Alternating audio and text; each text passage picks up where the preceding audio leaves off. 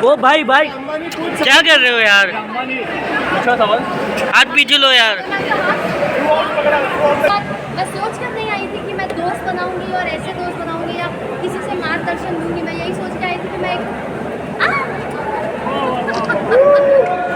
मैंने यही सोचा था कि मैं एक लोन वुल्फ हूँ और पूजा मैम की वही साइकोलॉजी, तो हम काफ़ी इजीली कनेक्ट कर पाए। और धीरे धीरे मैंने रियलाइज़ किया कि अगर मैं उनकी फुटस्टेप पर चलूँगी तो मेरे लिए बेहतर होगा, ना ही गेम में बल्कि पूरी जिंदगी।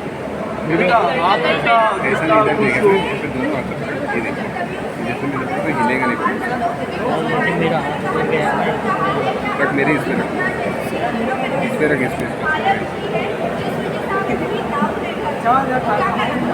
जी नहीं, मैंने ऐसा कोई स्टेटमेंट नहीं दिया था, बल्कि दूसरे कंटेस्टेंट्स ने मुझे शेम करने के लिए, मुझे इंसाइट करने के लिए स्टेटमेंट्स दिए थे।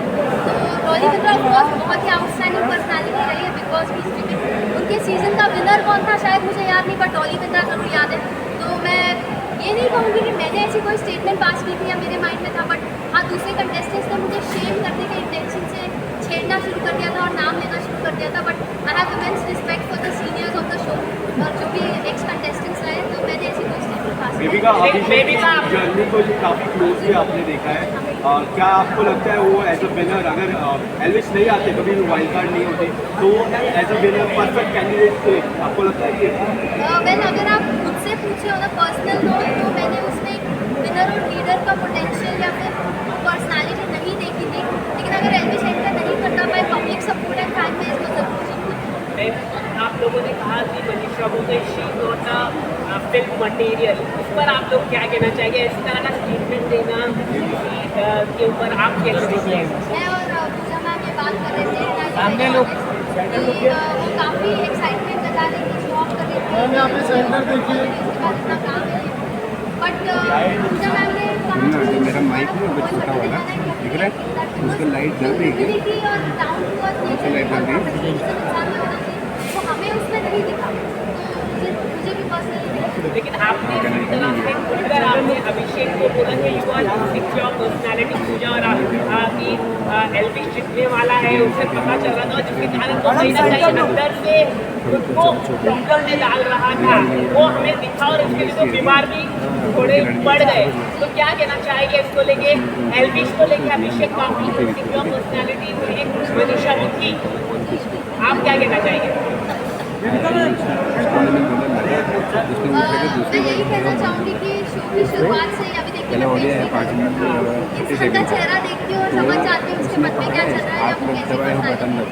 तो अभिषेक में बहुत जुनून है जीतने का और अपना बेस्ट भी दे देता है। कभी कभार अपने मॉरल्स पूरे साइड में कर देता है, बट अपने आप को आगे थ्रू करता है और अपने आप को ऑलरेडी एक विनर परसीव करता है। मैं भी अपने आप को ऑलरेडी एक विनर परसीव करके उस घर में गई थी, तो वहाँ मैं उससे बहुत कनेक्ट करती हूँ और उसकी बहुत रिस्पेक्ट करती हूँ। बट जी हाँ, पूजा मैम और मुझमें एक इल्यूजन है, हम सेंस कर देते हैं, हम इंसान को जल्दी परख लेते हैं बड़ी आसानी से। और एल्विश को बस मैंने स्क्रीन पे एक टास्क में देखा था, वो घर में आया नहीं था और मैंने कहा था ये इंसान मुझे घर में चाहिए। तो मैंने, आपको क्या लगता है?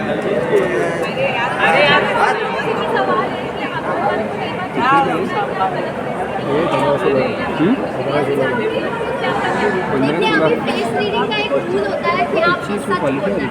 अब वो सच कड़वा भी होता है और कभी मीठा भी होता है। तो जिसको अपने बारे में बोली गई चीज़ या बात पसंद नहीं आती, वो उसे अक्सर गलत समझते हैं और ईगो में आते हैं और अपनी सेल्फ रिस्पेक्ट में आ जाती है, तो हाइपर हो जाते हैं। और अभिषेक का उसमें रिएक्शन सबसे ज़्यादा दिखा है। तो मुझे नहीं लगता कि मैं गलत फेस रीडिंग करती हूँ। हाँ, एस्टिमेशन मेरे थोड़े इधर उधर हो सकते हैं, वो भी बहुत छोटे मात्रा में, बट गलत तो नहीं कह सकती, क्योंकि इवेंचुअली वक्त के साथ ही आपको पता चलेगा। एल्विश में मैंने हमेशा पोटेंशियल देखा था और मैं हमेशा सोचती थी एल्विश जीतेगा कंपेयर टू अभिषेक, तो वो हुआ। 2024 में जी, वाली पैदा नहीं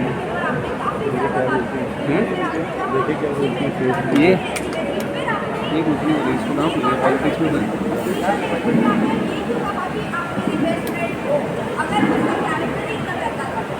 देखिए, वो पर्सनली अगर लड़कों के साथ ज़्यादा सपोर्टिवली घुलती मिलती है, तो इनिशियल डेज में मेरा राइट नहीं होता है कि मैं उसे जज करूँ या उसमें क्वेश्चन करूँ। मैं एक कंप्लीट स्ट्रेंजर थी, वो एक कंप्लीट स्ट्रेंजर थी, और वो उसका USP है, उससे उसका मैंने अपना पूरा करियर बनाया है जहाँ पे मैंने ये नहीं कहा मेरा कैरेक्टर करना है, मैंने ये कहा कि तू लड़कों के साथ वो मेल फ्रेंडशिप को ज़्यादा वैल्यू देती है और फीमेल फ्रेंडशिप्स की तेरी नजरों में कोई कदर नहीं, और तू हमेशा लड़के लड़की करती रहेगी तो जो फीमेल फ्रेंडशिप में जो पावर और जो एसेंस होता है ना वो तू गवा देगी। उसने अपने कैरेक्टर पे ले लिया, तू लड़का लड़का कैसे बोलती है। तो मेरा कभी वर्ड ये नहीं था कि तेरा कैरेक्टर करता है, मैंने यही कहा था कि फीमेल फ्रेंडशिप्स की वैल्यू करो। मैंने ज़िंदगी भर वैल्यू की है, मेरी ज़्यादातर फ्रेंड्स फीमेल रही है और बिलीव मी वो आपको लाइफ में जहाँ ले जाएगी, जिस दिशा में ले जाएगी आप आगे पहुँच जाओ। तो वही मैं समझा रही हूँ। तो इनिशियली जब मैं उससे मिली थी मुझे एक दिल अच्छी लड़की दिखी थी उसमें, बट इवेंचुअली जब उसने मौका परस्त होकर अपनी दोस्ती बदलना शुरू किया और मुझे स्टार्ट करना शुरू किया, तब मुझे रियलाइज हुआ कि उसने अपना गेम शुरू कर दिया। और पहले हफ्ते में उसके मुंह पे मैंने किचन में बोला था गेम शुरू हो गया क्या तेरा, उस पर वो बहुत चिढ़ गई। तो जब मुझे जो चीज़ सेंस हुई मैंने मुंह पर होकर बोला है, कुछ मन में नहीं रखा। मनीषा ने आपको अभिषेक के बारे में कहा था कि अगर लोग ऐसा तो जिस पर आपने जब हमसे डिस्कस करते हुए कहा कि वो तेरे होते हुए वो इतनी इनसिक्योर हो जाती है कि बाहर जाने के बाद भी सिक्योरिटी कायम रहेगी। डज दैट मीन कि आप रियल में अभिषेक के लिए फील करती हैं और आगे आप जानती हैं आप देख रहे हैं अभिषेक के शादी पानी दो पानी। तो देखिए अभिषेक के साथ मेरी बॉन्डिंग काफ़ी टॉक्सिक रही है, मैंने देखा है। और अभिषेक की जो पर्सनालिटी है ना वो इतना डोमिनेंट, इतना एग्रेसिव और ओपिनियनेटेड है, और मैं भी डोमिनेंट एग्रेसिव और ओपिनियनेटेड है, उसमें मुझे बहुत सिमिलैरिटीज है। तो दो स्पॉट्स, दो तीर कमान एक साथ रहेंगे तो युद्ध तो होगा, घमासान युद्ध होगा।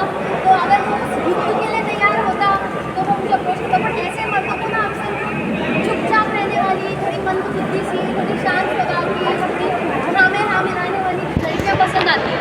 तो मुझे नहीं लगता मैं किसी को पसंद आऊँगी जो ऐसे मर्द होते हैं, मुझे नहीं लगता मैं अभिषेक को पसंद हूँ। तो उस एंगल में मैंने कुछ सोचा नहीं। माफी भी मांगी लेकिन आप मतलब आपने माफी नहीं दी, ऐसा क्यों आपने, मतलब आपको वैसे भी नहीं हुआ लेकिन आपने अंदर माफी नहीं दी। और आपका और इसी के आने के बाद बहुत शांत हुआ, क्या वजह है?